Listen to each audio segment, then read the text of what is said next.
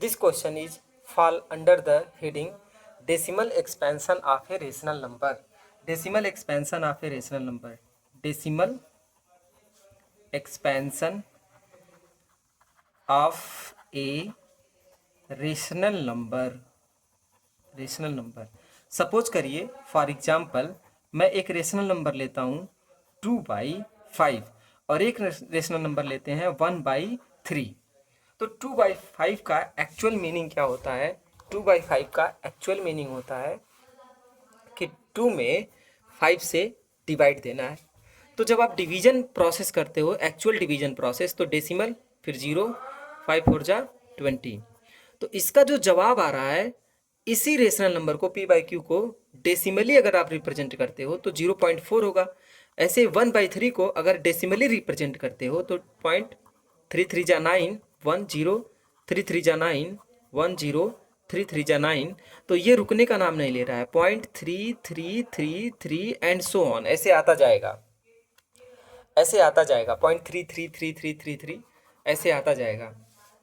तो यहाँ पे रेशनल नंबर का अगर डेसिमल रिप्रेजेंटेशन किया जाए तो उसका डेसिमल रिप्रेजेंटेशन दो तरह से होता है। एक होता है टर्मिनेटिंग डेसिमल, टर्मिनेटिंग डेसिमल, और एक होता है नॉन टर्मिनेटिंग डेसिमल। ये वाला कैसा डेसिमल है? Non terminating decimal. तो कब मुझे पता लगा है कि कोई डेसिमल टर्मिनेटिंग है या नॉन टर्मिनेटिंग है? ये तब पता लगा है जब हमने एक्चुअली में डिवीजन किया है। बट बाय द वे, अगर इस तरह का क्वेश्चन है जिसमें वो मना कर रहा है आपको कि एक्चुअली में आप डिवाइड मत करिए और उसका डेसिमल एक्सपेंशन बता दीजिए, या इस तरह से क्वेश्चन आ सकता है कि सपोज करिए p/q, ये रेशनल नंबर है, p/q इस तरह से एक रेशनल नंबर है और जिसमें p और q जो इंटीजर्स है वो काफ़ी बड़े बड़े टर्म्स हैं। तो बस उन टर्म्स को देख करके कैसे बताया जा सकता है कि ये इसका जो आप डिवीजन करेंगे, एक्चुअली में तो करना नहीं है, लेकिन आफ्टर द डिवीजन ये इसका डेसिमल रिप्रेजेंटेशन जो होगा वो टर्मिनेट कर जाएगा कि टर्मिनेट नहीं करेगा। इसके लिए एक प्रोसीजर होता है under the heading decimal expansion of a rational number. जो p/q है उसमें p और q क्या है? इंटीजर है। डिनोमिनेटर का प्राइम फैक्टराइजेशन करिए, prime factorisation, prime factorisation of denominator. अगर डिनोमिनेटर के प्राइम फैक्टराइजेशन में केवल 2 या 2 के पावर्स प्रेजेंट हो, marks my word, mind my words, या और 5 या 5 के पावर्स प्रेजेंट हो, और बोथ 2 के पावर्स प्रेजेंट हो एंड 5 के पावर्स प्रेजेंट हो, या तो केवल 2 के पावर प्रेजेंट हो या तो केवल 5 के पावर प्रेजेंट हो, और दोनों के पावर प्रेजेंट हो डिनोमिनेटर में, तब जाके वो जो रेशनल नंबर है p/q वो टर्मिनेट हो जाएगा। Just by looking at this we can predict कि वो टर्मिनेटिंग डेसिमल होगा। जैसे क्वेश्चन है 241/4000, तो इसके डिनोमिनेटर का आपको क्या करना है? प्राइम फैक्टराइजेशन करना है। तो देखो यार, इसको ऐसे लिख लो, 4 इंटू ये हो जाएगा 10 क्यूब, 10 क्यूब, और ये हो जाएगा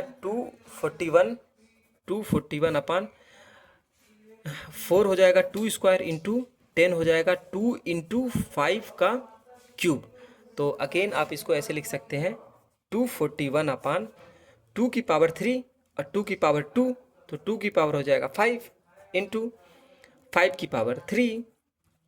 तो इस बात को आपने ऐसे लिख लिया। It is given that 241 question में 2 की पावर m इंटू 5 की पावर n। तो जब आप कंपेयर करोगे तो 2 की पावर m, 2 की पावर 5 है, तो m बराबर कितना हो जाएगा? 5 हो जाएगा। और 5 की पावर n है और 5 की पावर 3 है, तो n किसके बराबर हो जाएगा? 3 हो जाएगा। तो m और n की वैल्यू तो आ गई। जैसे 241 अपान 4000 इज रिटेन एज 241 अपान 2 की पावर m इंटू 5 की पावर n। तो 241 अपान m की वैल्यू आया है 5 और n की वैल्यू आया है 3। इस तरह से आपने लिख लिया। तो फिर क्वेश्चन में पूछा गया है कि without doing actual division find its decimal expansion also. अब डेसिमल एक्सपेंशन पाने के लिए क्या आप 241 में इतने बड़े नंबर से डिवाइड करने जाओगे? नहीं। देखो डिवीजन के प्रोसेस में कभी कभी क्या होता है ना, जैसे मान लो ऊपर लिखा हुआ है 42, अगर इसको आप 10 से डिवाइड करते हो तो एक अंक के पहले डेसिमल आ जाएगा 4.2।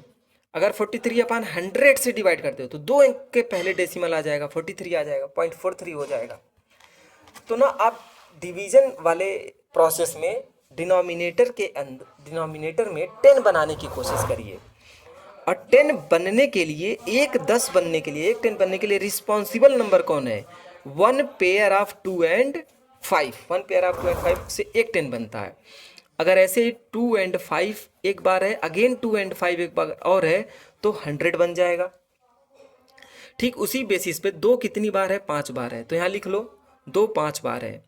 तो 1 2 3 4 5।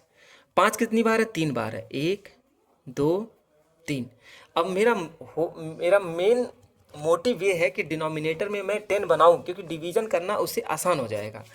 अब 2 और 5 का पेयर रिस्पॉन्सिबल होता है एक 10 क्रिएट करने के लिए, क्योंकि 2 5 जा 10 हो जाएगा, 2 5 जा 10 हो जाएगा, 2 5 जा 10 हो जाएगा। बाकी ये दो का पेयर नहीं बन पाया। सपोज करिए कि एक स्कूल का फंक्शन है, उसमें सालसा डांस होने वाला है, जिसमें 3 गर्ल्स हैं और 5 बॉयज़ हैं। तो इसका पेयर बन गया, इसका पेयर बन गया, इसका पेयर बन गया। लेकिन ये जो 2 बॉयज़ हैं, एक मोदी जी के रास्ते पे निकल जाएंगे और दूसरे अटल बिहारी वाजपेयी के रास्ते पे निकल जाएंगे, बिकॉज इनका पेयर नहीं बन पाया। तो वास्तव में पेयर बनना कौन डिसाइड कर रहा है? जिसकी संख्या कम है, जो ज़्यादा वैल्यूएबल है, गर्ल्स यहाँ पे, तो वो डिसाइड कर रही हैं कि पेयर बनेगा, कितना पेयर बनेगा। तो 3 ही पेयर बनेगा। तो मैं कह रहा हूँ कि इसका पेयर बनाने के लिए, इसका पेयर बनाने के लिए 2 5 की ज़रूरत है। तो आप ना ये क्या करो कि यहाँ पे मैनिपुलेशन करो, 2 5, 2 बार 5, 5 स्क्वायर यहाँ दे दो। बट ओरिजिनल क्वेश्चन में तो था नहीं, तो ऊपर भी तुम्हें क्या करना पड़ेगा? मल्टीप्लाई करना पड़ेगा। इतना करने के बाद से 241 ऊपर है, 241 ऊपर है, और 5 का स्क्वायर कितना हो गया? 25। अब देखिए 2 की पावर 5 मल्टीप्लाई 5 की पावर 5, ये अपने आप में क्या हो गया? पूरा हो गया। 241 इंटू 25 अपान 2 5 जा 10, 2 5 जा 10 की पावर 5, 10 की पावर 5।